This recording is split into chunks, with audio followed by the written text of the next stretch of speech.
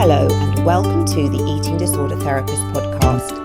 This is a podcast to help you find peace with food and overcome disordered eating.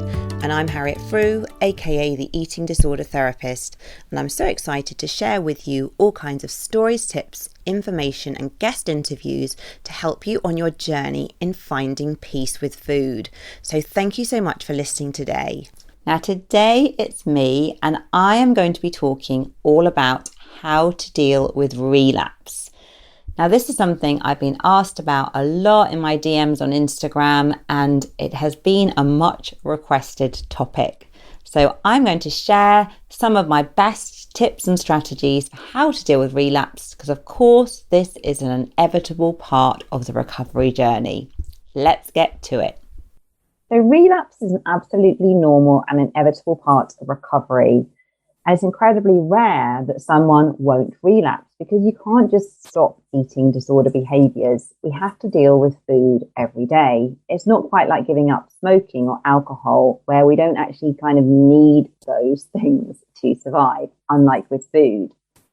So the tricky thing with regulating food and eating disorder behaviours is it's something we have to include in every day. So it's inevitable that relapses are going to happen.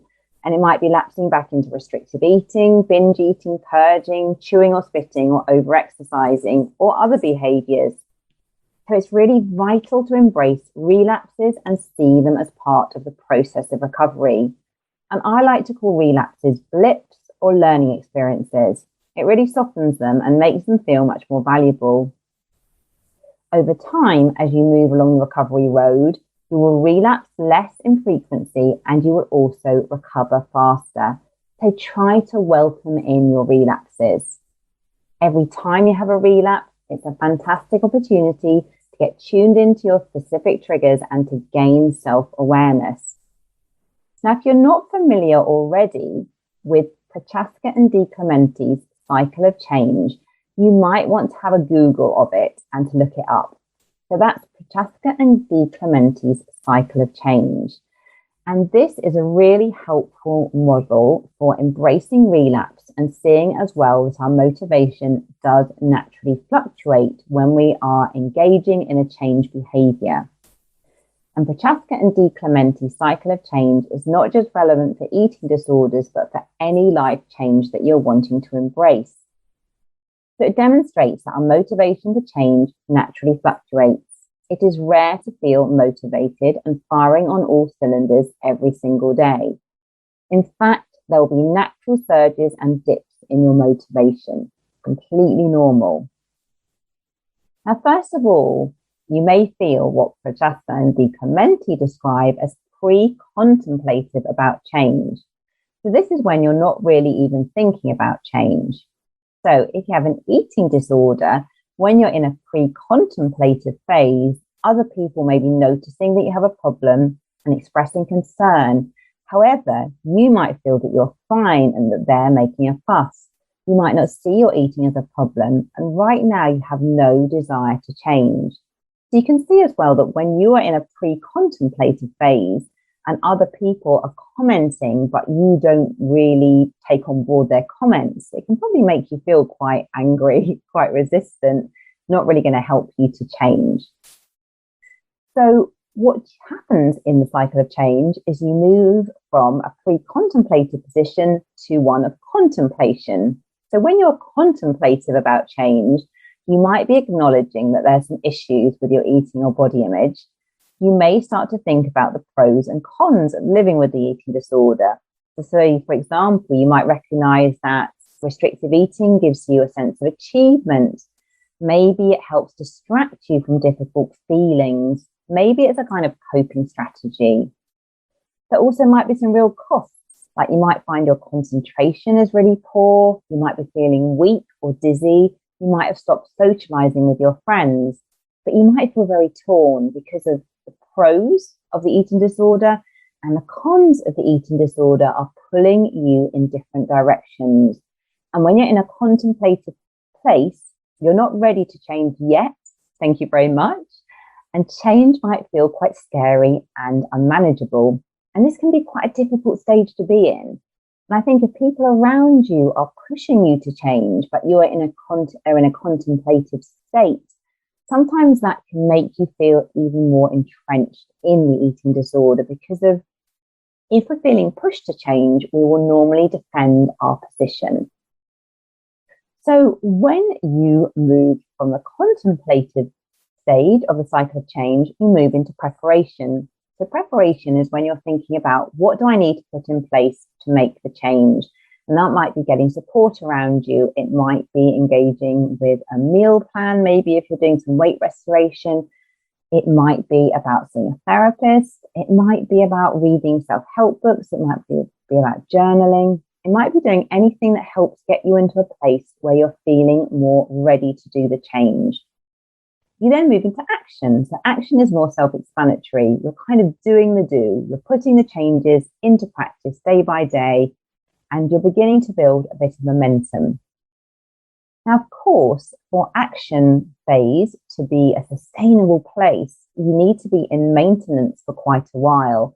So when we are changing our habits, when we are learning new skills and strategies for coping, we need to repeat these again and again and again before we truly feel that the changes are embedded and they are the new way of coping. So maintenance sometimes needs to go on for quite some time to feel the change is really embedded. But such an important part of the cycle of change is relapse. So relapse will occur as part of the process, and you will go around this cycle numerous times, okay? You're not just going to move from pre-contemplation to contemplation to preparation to action to maintenance and then go off into the sunset recovered. Extremely unlikely. You're going to very likely relapse again and again and again. And this is normal, it's inevitable. So embrace these learning experiences as valuable lessons and really see relapse as an integral part of the process. So you might think, well, this is all very well, Harriet, to be saying all of this, but how do you deal with relapses? So I'm going to give you 6 tips here to help you cope. So number 1, stop catastrophizing the relapse. Okay, so a relapse is a bit like falling off a bike on a bike ride. So maybe you fell off due to unexpected hazards in the road. It doesn't mean you're back to square one just because you've fallen off. You can dust yourself back off and get back on the bike. Stopping on the way or taking a diversion from your desired path does not conflict with a determination to get there in the end. So a lapse is not a catastrophe. It's an inevitable blip. You will survive and get back on track. And I think so often we really make the mistake of seeing the little blip, the little relapse as something catastrophic that puts us back to square one, and we feel like all the progress we've made has gone out the window, we beat ourselves up, and then we give up. So try to see it a bit like when you learn to ride a bike, if you have learned to ride a bike, that you will fall off many times. And actually that doesn't mean that you cannot learn. It just means it's part of the process. So embrace it. It's not a catastrophe. Number 2, see a relapse as a learning experience.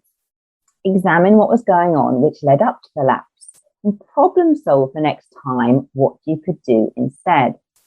So I know in my recovery, common triggers for me for relapsing included not eating enough in the day. With this, I would get over hungry, and then I would get to about 4 o'clock in the afternoon. I would lose control around food because I'd really got to that over hungry state. And basically, then I found it really hard to control my eating. So for me, establishing regular eating, stabilizing blood sugar, and planning my eating episodes all helped make sure that I avoided those over hunger triggers. Another trigger for me was driving myself too hard and not having breaks. Now, I particularly remember when I was at university, I would regularly try to push myself to finish an essay well beyond the point of when my brain could function effectively. Then I would feel angry and frustrated with myself for not achieving as I wanted to. And I would then use food to distract and escape from the situation rather than allowing myself earlier to have a proper break and to take time away from the stressor. So again, I really had to learn that in these instances, rather than pushing myself relentlessly, I needed to work for blocks of time and then get out of my room, get away from my desk, go outside, do something different, have a proper break. And that really helped me to start to interrupt that pattern of when I was using food to escape or distract myself. Number 3, attribute the relapse to outside influence. Now, of course, we do need to take some responsibility for our relationship with food and our recovery. Just kind of blaming it on everything else in the world is not going to be so helpful. However, saying that, it's really helpful not getting into a punishing and self-blaming dialogue. So sometimes just recognizing what has happened externally can take the pressure off you and away from the self-blame. So what you can do here is view each lapse as a single event in which you are in a high-risk situation. So perhaps you're bored or angry or taken by surprise, and that you had low motivation at that point to deal with the trigger. To have compassion and understanding for yourself in this situation. It's probably hit a vulnerable spot, and no wonder you struggled. Because the problem is, if you don't see it as this little blip and you start to take it really personally, you start to then berate your whole character and self-worth.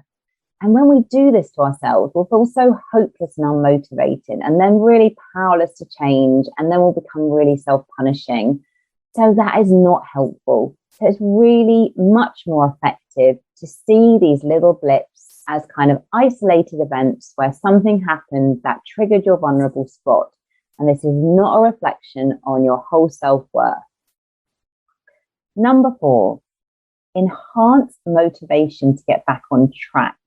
Now, this is not about being good, like when you may have sort of dieted in the past.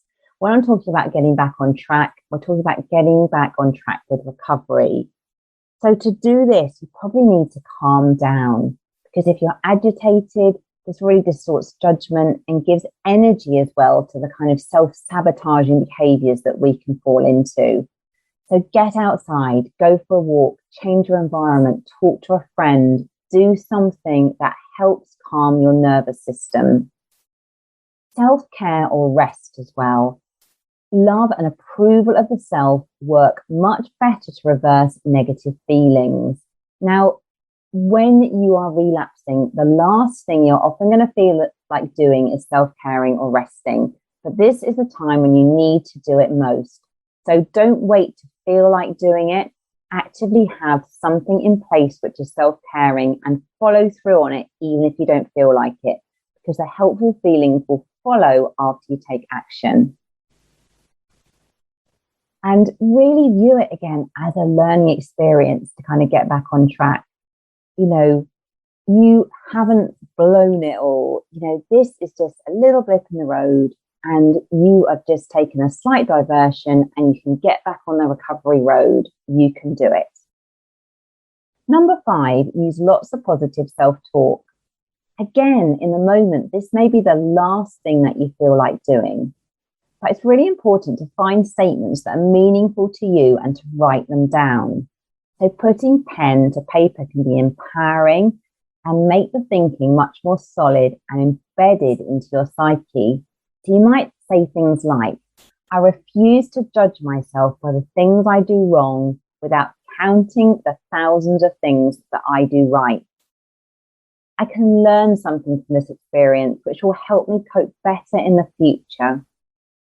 I approve of myself. What is the nicest possible thing I can do for myself right now? Beating myself up is fattening. I refuse to do that to myself.